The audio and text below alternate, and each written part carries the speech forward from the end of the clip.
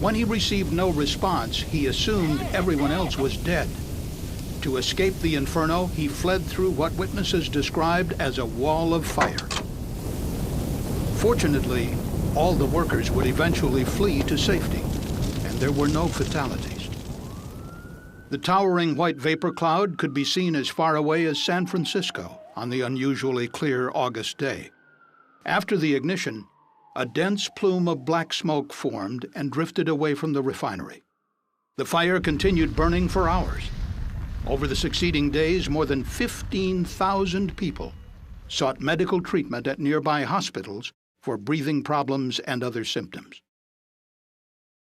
During its investigation, the CSB determined that the carbon steel pipe installed in 1976 had thinned to the point of failure from an effect known as sulfidation corrosion.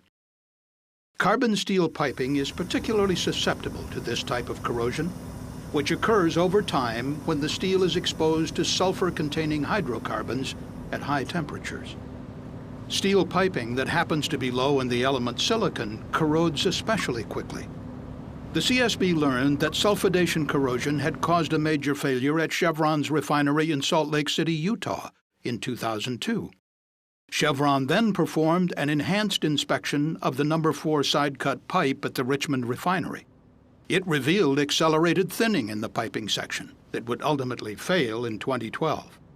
Replacement was recommended, but this did not occur, and the section of piping was never inspected again.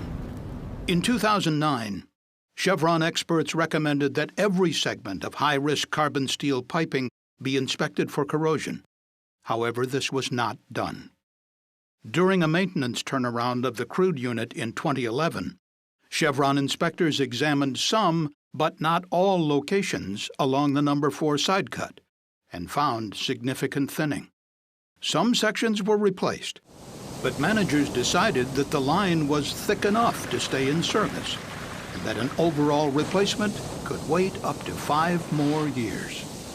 According to CSB investigators, a key lesson is that each and every segment of the piping should have been inspected.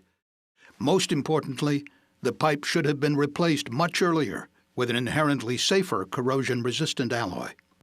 The CSB also concluded that had the crude unit been shut down when the leak was first noticed, the massive fire likely would not have occurred.